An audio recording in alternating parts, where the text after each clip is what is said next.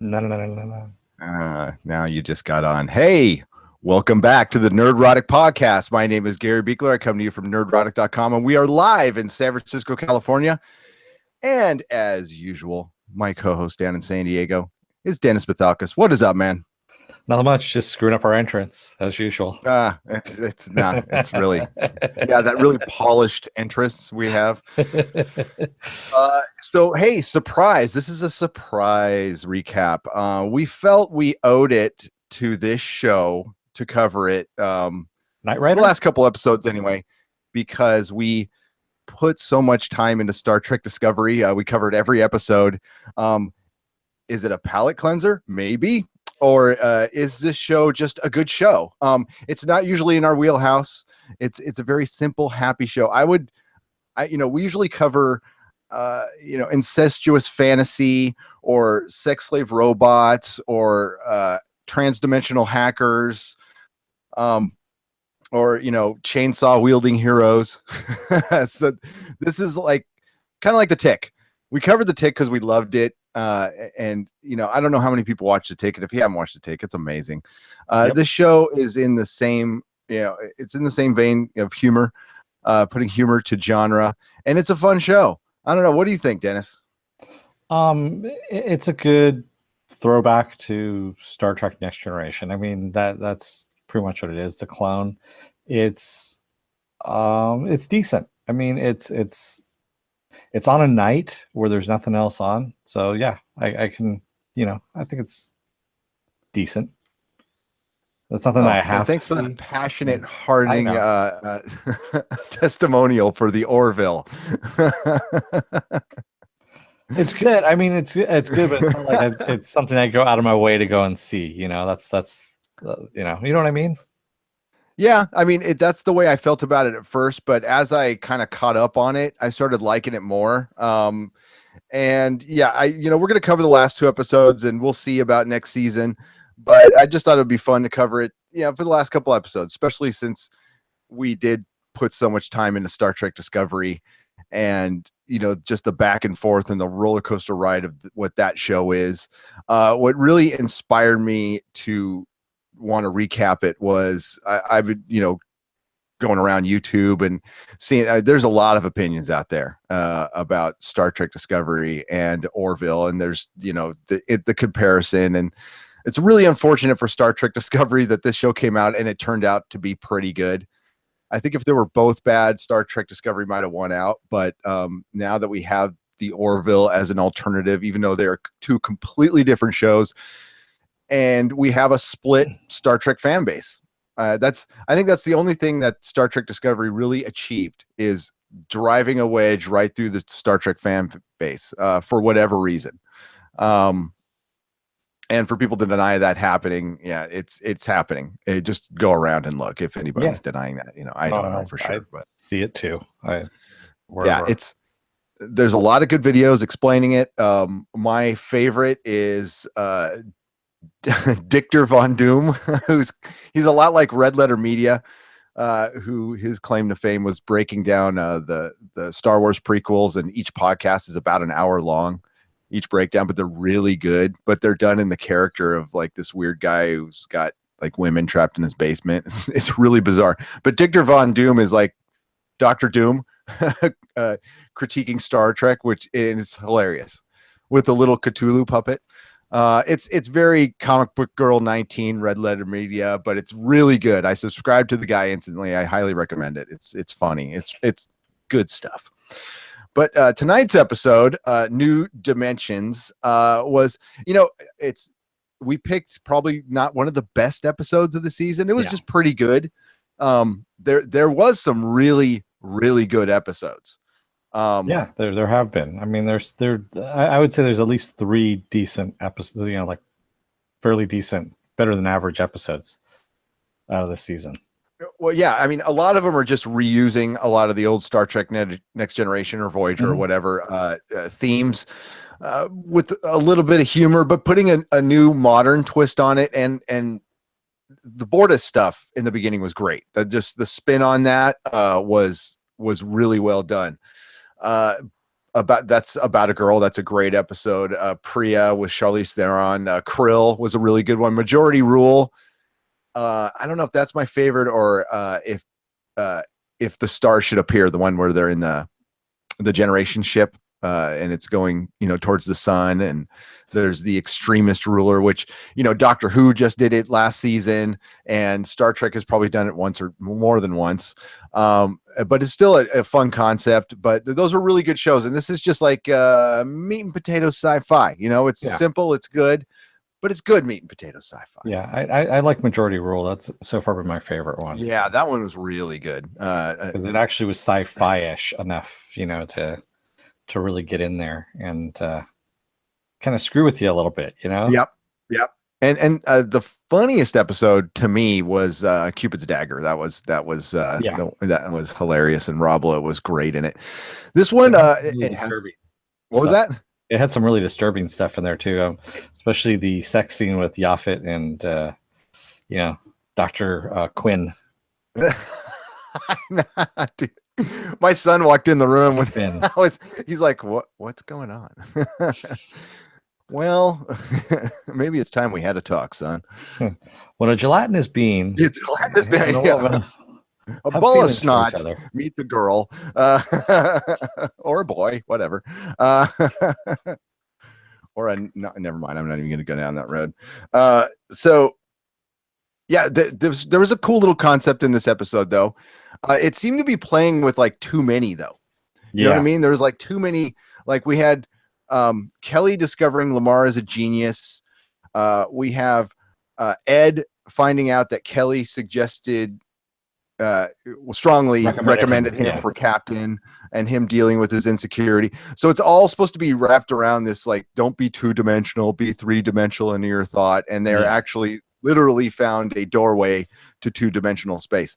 And then also the whole thing with Yaphet, being next in line, and they kind of just left that one hanging too. We were talking about this earlier in our very long pre-production meeting, that it's just kind of a weird thing that they left hanging, and they're just like, okay. And then also the krill, the shipload of krill weapons, that was just kind of left hanging too, and it was very odd. There was a couple of oddities. It was like they had a bunch of ideas left over in the idea bowl or whatever they have, and they're just like, hey, let's just throw them in on our third to which is now their second to last episode. I guess they cut out the last episode, and that's going to go to next season. And since this isn't some overreaching arc like most shows are doing these days, which I'm a big fan of, by the way, they probably don't need it. Yeah, they really, because that one could have gotten really deep as far as dealing with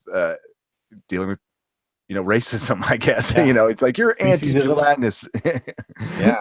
That could have but I think they were focusing more on Lamar, and it's a Lamar-centric episode, and each character, I mean, this is a testimonial for the show, by the way, because this is where Star Trek Discovery, yes, and I'm going to bring it up a lot, okay? This is where the biggest failure of Star Trek Discovery, which I'm still not like totally hating, but I'm still, I'm not too sure on this show. We'll see when it comes around next time. It showed moments of like it could be really good if it changes course, which I think it will. But the characterization in the show, yes, it's simple, but they got to it. They actually got to the characterization. They focused on each member of the crew. You got to know them in the first couple episodes, and then throughout the season, they have the crew-centric episode, which is the basic Star Trek formula. And it was time for Lamar to have his episode, and it was a good episode for him. Can I just say one thing? Sure. Unlike Star Trek, like Star Trek Next Generation, all that stuff, they actually have minority characters that don't need to wear either a visor, a nose bridge, or some kind of prosthetic, which I kind of find refreshing for a change, because Star Trek was really guilty of doing that for the longest time. It was like every time they had somebody, of some kind of other ethnicity or something like that, they were always wearing some kind of weird prosthetic on them. And I don't know why, it just kind of bothered me for some reason. I always saw it and I'm just like, seriously? You can't just have a dude being in a regular suit and, I mean, I don't know if they were super. Star Trek was really good at being diverse. I always It thought was, they were, yeah, but you're right. the original. But the thing with the nose bridge alien thing, that got really bad in Voyager towards the end of Star Trek Next Generation. They didn't do it as much in Deep Space Nine, but yeah, like we need an alien, and they have their nose bridge is just a little funny in some different way. Yeah, It got ridiculous, and it was budgetary, and we all know that. But yeah, and we could do an entire podcast on it. Well, other people have, so we won't, don't worry. Of just how it got blander. The more Star Trek went on, it just got super bland. So this is still some of that bland. What Star Trek never recaptured, in my humble opinion, and I'm an older dude and I am a fan of the original series. That's my main thing. me too. And Star Trek never recaptured the moxie of the first of the original series, and that's been said a million times. But it did other things great. It really did. But when I go back and rewatch, I don't think Next Generation aged extremely well, in my opinion. Not as well as the original series did, which I can still go back and watch. But maybe that's because I was watching this as I was a kid, so it's a generational thing. But this one just uses the Next Generation template, but it's still fun. Now, one thing that will get old, and they can get away with it this season, is the Ed being insecure because of Kelly doing something thing. It kind of actually did get a little too much this episode. It's like, is it one more thing? And that's the whole concept of an ex-wife being on a ship sounds really funny. It does. But eventually they're going to have to get back together. See, I think they're making them too nice to each other. I think if they would have stuck with they really don't like each other for a good couple seasons, I think that would have worked. Like kind of like a Married with Children situation. That would have been, but it's clear Seth MacFarlane pitched this to Fox like a comedy so he could actually be on Star Trek. And again, I'm not the first nor the last to say that. But he's even said he wanted to revive Star Trek, so that's it's a given, and that's what they did. He pretty much just revived Star Trek the way he wanted to, and I have no problem with it. I think it's again a fun show, not the greatest show I've ever seen, not the worst show I've ever seen, but it has great potential to get really, really good. And as far as first seasons go, this is pretty damn good. First seasons are always rough, even with the great shows. Like Buffy's first season, and even Star Trek Next Generation's first season wasn't the best at all. But in this episode, they find that door to two-dimensional space, and I love the what was his name? I wrote it down. What was that alien race? That was smugglers, and they were called. Oh my God, I just screwed up all my notes. Havelock was his name. Yeah. And they look like Vogons. There he goes. Yeah, the Havelock, and his name was Blavala. He's like, I'm Blavala. I thought it just totally reminded me of Vogons, but that whole concept of the two-dimensional space, they did that on Doctor Who, 2 seasons ago, which was really cool. It's a cool concept, and I really loved when they showed it, what it was, and it just looked like a computer. It looked very Tron.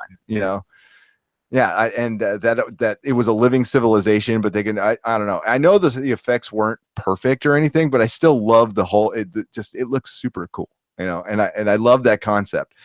I don't know, man. What'd you think of this episode in particular, Dennis?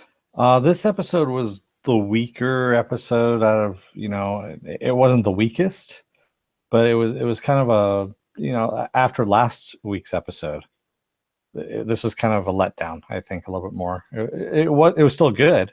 I mean, it had its moments in that, but yeah, it was like we said, there was a little too much stuff thrown in there and hit frappe on the old blender of ideas, and they didn't resolve a lot of things or even attempt to.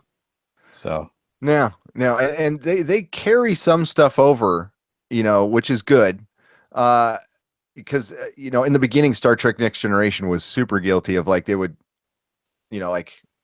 show a relationship, like blossom, a friendship or something like that, and then they would never talk about it again. Yeah, So exactly. bringing the kids with Isaac, I thought that was really cool. And I thought it was just going to be the kids, Isaac and Lamar, like trapped in that room or something, and I would have been totally fine with that. But then we didn't see the kids again, and Yeah. And again, there was just a little bit too much going on, but still, there's the jokes hit pretty good because they're light, and I am not the biggest fan of Seth. I am no Family Guy. I've tried to watch it, and yeah, I'm just not, or American Dad, not a fan of that at all. 100, what is it? A Million Ways to Die in the West? 100 Ways to Die in the West? A Million Ways to Die in the West. Could not even get through that movie. But I really appreciate what he's doing here. I love the whole, when they were talking about getting the bridge cat to Isaac, and he asked what a cat was. And but you could tell what was going to happen next. Oh, totally. And Gordon's all, yeah, you should get a pet. And he goes up and starts petting Gordon. And you knew it was going to happen. It was still funny. But yeah, the whole Ed Mercer thing, going back and forth, man. I don't, it was just a little too much this episode. And yeah, I don't know where they're going to go with that. I kind of thought with Cupid's dagger that it would, I'm like, okay, this is it. This is where they're going to start hating each other, and this will get good. And then, it kind of worked itself out and actually resolved something. Pretty much what was his name again? Was in Heat.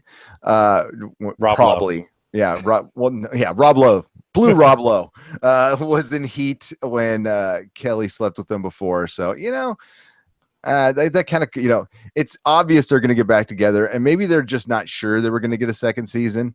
And with Fox, who knows? And with Fox possibly being sold any minute now to Disney, I don't know if the television properties are part of that, or if it's just the movie properties. I think it's the movie properties. I don't think it's 21st century. Yeah. Who knows what's going to go on? But yeah. So the Yaphet stuff being dangled out there, that was kind of a bummer. Yeah. Because I felt that, maybe it's a budgetary again.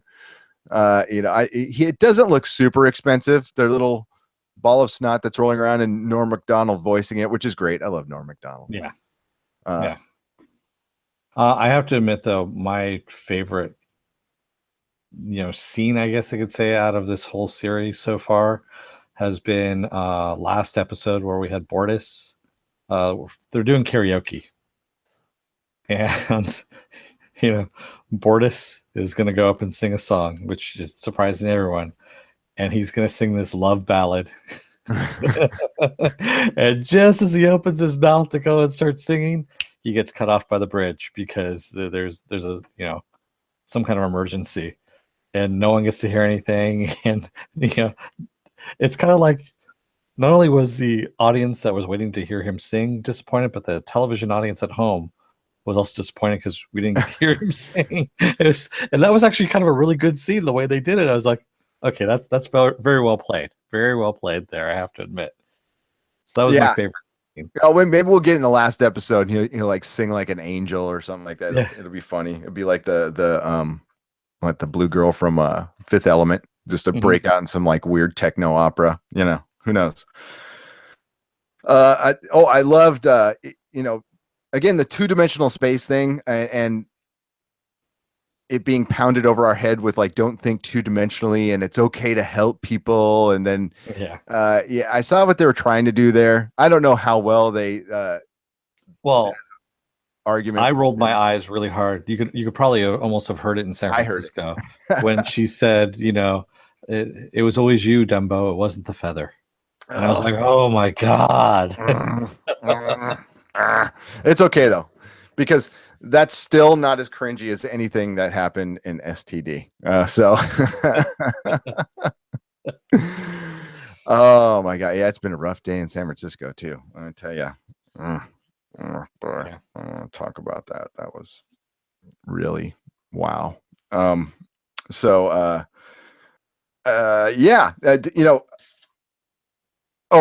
also had a nice little Deep Space Nine little nod when the chief engineer, they showed his retirement party at the beginning. He's going to work on a space station. Yep, he's going to go Yeah. design a space station. Yeah, they very heavy on the Star Trek, and Bortus, Bortus gets effed over a lot when he ate a piece of Yaphet. Yeah. See, that's another thing that could have they could have really got that could have been an whole episode right there of like what happens when a piece of him gets into Bortus. Like, does he start acting like Yaphet? Does Yaphet take Bortus's form, or so they could there's I think they left too much on the table in this episode, man. Yeah. I think there were some really good ideas that could have fleshed out. I just don't think, because Seth MacFarlane was the one who wrote this episode, so I think he just didn't know what to do with all these ideas and just so he wrote it like a Family Guy episode. Yeah. Like, I'm just gonna throw, okay, here's a punchline. Let's lead up to the punchline and move on to the next thing. There you go. Yep. That explains a lot. That does. Because it didn't feel, and that's how that movie felt too. There was like it just really felt like boom, boom, just like nothing flowed. Again, not that it was a bad, I like the ending. I like the whole the Lamar storyline was great.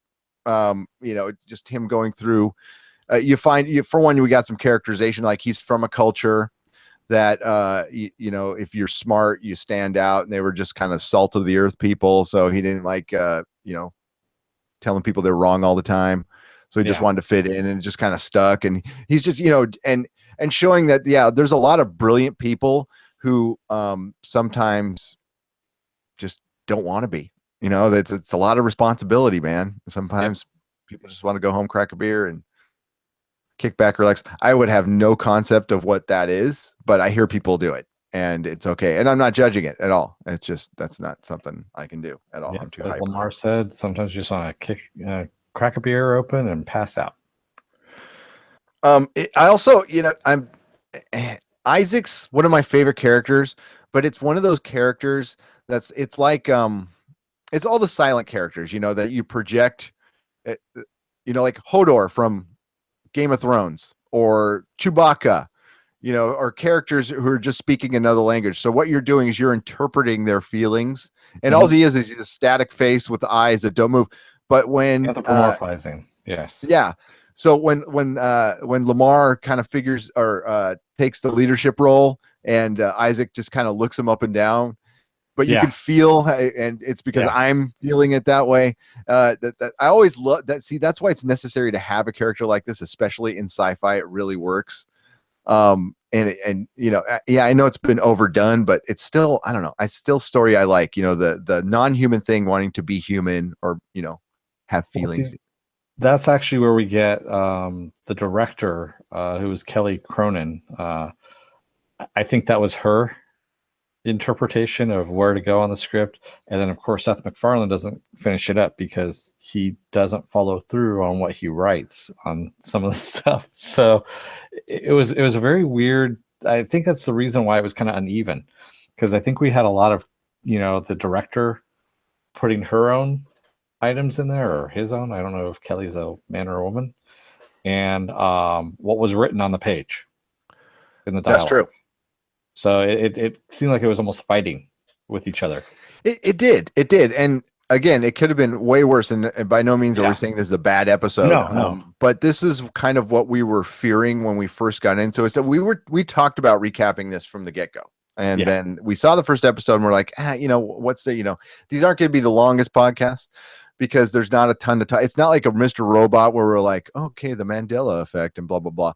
This is just going to be, hey, that scene was funny. Ha, ha, ha. Like, what are we going to talk about? But there is deeper themes in this. And the previous episodes, especially about a girl, like really dived into them really well. Way more than I thought, like pleasantly surprised. Because that is what Star Trek is about to me anyway, because even the original series had some episodes, not all episodes like that. So this episode is kind of what we were worried about with Seth MacFarlane, where it would just get choppy. So and it was bound to happen, but thankfully it hasn't been like this the whole season. So I don't know, I think it's been a successful first season for them. I don't know what the ratings are. I heard they're pretty good. They got a season 2, that's great, and they got it early. And it's, as long as it doesn't go to Friday night, right? Which Fox does, so. No, they're saving that for X-Files. X-Files is coming back on Fridays. Is it I thought it was a Sunday night thing. No, X-Files is on Fridays. Is it? Oh, hang on. Are you sure about that? I'm going to look at my calendar real quick Fairly sure. because we are going to be covering the X-Files. No, I thought it said the 3rd. That's a Tuesday? I thought it The said 3rd? January 3rd. I could be wrong. But we will be covering the X-Files, by the way, because my wife and I are huge X-Files fans. And yeah. She always sings that song, David Duchovny, Why Don't You Love Me? From the That's 90s. a Wednesday, the 3rd. Oh, it's a Wednesday? Yes. What year am I looking at, dude? I could be looking at the wrong year. Oh, yeah, I was looking at this year. Dumbass. There we go. Yeah, it's a Wednesday. I don't know if I can't remember. We'll figure it out, ladies and gentlemen. But yeah, like, we'll cover the next episode and we'll see how it goes for next season. I am kind of bummed that we're losing an episode on this, but like I said before, this show deserved to be covered just because we gave Star Trek Discovery so much damn attention, and it did really well for us. And we tried to be as fair as we could. We're not gonna BS you here, and that's why sometimes we'll cover a show and we cover stuff we like. So if we're still covering it, we still like it. We're not gonna be a channel where we're just gonna cover something to hate on it for 10 or 12 episodes. That would get really boring. And that's just not what we're about here. We're about celebrating TV and having some fun, and stuff has flaws and we're going to point them out, but I hope we weren't too hard on this episode. We'll end this one. So Dennis, you got any final words? Yeah, well, next episode is actually the last episode for the season. Oh shoot, we got some comments, man. We got to get to the comments. Yeah. Comments. What's the name of that episode? That name of that episode is Mad Idolatry. Mad Idolatry. The crew crash land on a planet from another universe. Ed and Kelly consider getting back together. Again. On the next Geraldo. When he's not groping somebody. Oops. Yeah. Sorry. Drugging them and then groping them. Allegedly. So let's get to the live chat. I'm sorry. It's Geod F, our longtime subscriber. You're the man. Alara's episode was also pretty good. Yes, it was.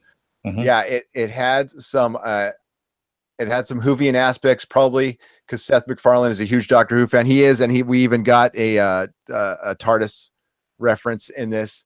And the jelly sex, yeah, that was yeah, I got a puberty monster son. Like, what is going on? Like he's 12 years old right now. It's just, he's a ball of puberty. So the Orville is featured one of 2 characters per episode so far. So we get to know them and get emotionally invested in them, right? And Star Trek Discovery is focused on one character who needs emotional validation every 5 minutes. Yeah, very Tron. That would be Michael Burnham. There's a character in Star Trek Discovery who exists to give her emotional validation. Tilly. Yes, Dennis. Oh no, who was it who made that comment? It's Geod F and then Brian Smart's in here too. Geod. Yeah. Are you also covering Agents of S.H.I.E.L.D.? I watched the first 17 minutes. I actually posted that online, and it's actually decent. It's fairly decent. I tweeted that I cannot get sucked in by the show again because it's burned me. And now I watched the Ghost Rider episodes because the Ghost Rider is my second favorite character in comics. He's tattooed on my body. I own every issue that he's ever been in. Own every freaking toy. They're around here somewhere. I am a Ghost Rider fan, even though the story, I think I like the look more than the actual stories. And this one was Ghost Driver. Yes. Still don't know how I feel about that. I don't mind the character. I just wish he was on a damn motorcycle. That's all. Brian's. Yeah, I think we will. I think we'll cover the first episode. What the hell? Why not, Dennis? Let's do it. Sure. All right. Let's see what happens. Holy crap, I can't believe you're reviewing the Orville. Yeah, I can't either. It was a last minute thing, and I liked the show, and I got caught up. I binged it, and I just hit up Dennis. I was like, dude, let's cover the show. It's so good. Now, this wasn't, again, the best episode. I wish we could have done it, Cupid's Dagger or something, but we'll get next week. Yeah. It's pronounced Jodie. Okay. And yes, the problem with Star Trek Discovery is it's basically the Michael Burnham show. Yeah, it is. It is. And frankly, other characters are more interesting. Stamets is more interesting. He's a really interesting character. Captain Lorca, as treacherous as he is, I like him. I like a version of him in Star Trek. I know he's very anti-Star Trek, and a lot of this is blasphemy. And I have a very hard time getting over the Klingons, the way they look, the Spock relation. Two things they just didn't need to change at all. I mean, it makes zero sense. Well, I know why they did it. They did it so they can make their own canon and make somebody better than Spock. Like, look, she's better than Spock. I still think my idea was pretty good, where they get Sybok. Remember, Sybok was Spock's half brother, Spock and Michael, and they all have them live together in a loft in 23rd century San Francisco, and they go on adventures together, and they learn about Vulcan alcohol tolerance levels and fight gentrification in the 23rd century. In the Mission District. In the Tenderloin. No, in the Mission, yeah. And they try and debate what's the best burrito place to go to. Yes. And then they got an a-hole like me going, the San Diego burritos are the best, man. They don't measure up to San Francisco Mexican food because they don't. Says you. Just I understand the season looks promising, but yeah, it does. Hey, maybe Disney knows better. Like ABC wanted to cancel Agents of S.H.I.E.L.D., so Disney, which Disney doesn't usually do this. They came, like Iger, and Kevin Feige, who is in full control of Marvel. By the way, it's not just the movies. He's the president of Marvel Studios. He's got some control of the comics too, and that's where he's still fighting with Perlmutter, who's got full control of the television. And that ego battle is the only thing it's gonna do is hurt the fans. Yeah. So there's going to be no Clark Gregg in Infinity War. I don't think he's going to be in Avengers 4. I think there's no Coulson. Like that's over. So that kind of sucks. Yeah. Yeah, it does. They could have said it in the future post Nemesis. Heck, even alternate timeline. Agreed. I said that, like, they could take the same cast with Star Trek Discovery, take away the Spock relation, take away the Klingon, make it a different alien race, set it 80 years after Star Trek Next Generation, and I would have been totally fine. Like a Federation in decline kind of a thing would be, and running out of resources, or there was some big ass war. Do it like Doctor Who. Like, don't show the war, make it post some crazy war that wiped out half of the systems or something like that, and they're just trying to pick up the pieces. That would make sense. I don't know. Agents of S.H.I.E.L.D. is a very typical Whedon slow burn, takes a while to get there, but eventually it gets better. It does. And what happens is, I think it would be better and this season might be better if because it's less episodes. I think 20 episodes is too much. The reason why Disney, didn't let ABC cancel it is because it was near 100 episodes, which is syndication. Yep. That's the reason why. Does syndication matter anymore? In 5 years, it's not going to matter. In 10 years, it's not going to matter because it's all going to be digital. It's more for their streaming line. That's pretty much all it is. Well, then, yeah. So then it doesn't matter if it hits episode, because the 100 episode count means you can sell it to other networks. If you're just keeping it in, 100 episodes doesn't matter. So I think it was more they were hoping it would be like a big promo to Infinity War, even though they're not going to connect it somehow. So. Yeah, like the Time War. That's right. Okay, so we're gonna wrap this one up because we're talking about everything else but Orville. But I do want to. I really like this show. I don't say I love it yet, but I like it. And what do you think of it overall, Dennis? Yeah, I like it. Like I said, it's in a time slot right now where nothing is actually competing with it for time or interest or anything like that. And so I think it's a smart move that they have it on Thursday nights here. And, it's decent. Like I said, there's nothing else on. Sure, I'll watch that. It's yep. Sci-fi. Yeah. A couple more comments here. Really? So Disney's all about the Benjamins, eh? Yes, I know. Yes. In other news, President Lincoln has been shot. And water is wet. The best episode was the third with the planetary ship drifting towards the star where the people do not know where they're on the ship. That I agree. That is my. It's kind of a tie between that and the social media. Yeah, the social media one is just really good. That was really classic stuff. But we got to wrap this up, guys. Thanks for watching, everyone. Yes. We really appreciate your comments. If you haven't subscribed, please subscribe. All of our podcasts and videos can be found at nerdrotic.com. We have a Patreon, which has absolutely no levels right now. We'll be rolling that out tomorrow night. We will be doing a live podcast where we talk about everything under the sun. That is nothing, new, just, what is it? Real news about fake stuff. Yep. All the genre stuff that we love. That'll be 8:00 Pacific time tomorrow night, and that thing can go 3 hours. I don't care. We're going to have John here, Dennis Exhibit here, and it's fully interactive. Come in and join. We read the comments, and it's a good time. We did it for the first time last Friday. Had a great time. So, yeah. And all of our links will be in the description. And we, again, thank you for watching. Dennis, take us out. Yes, thank you. And remember, ring that bell. Ding, right there. So don't let the door hit your ass on the way out, America. And may the small folks sing songs of your greatness. Take care. Good night, everyone.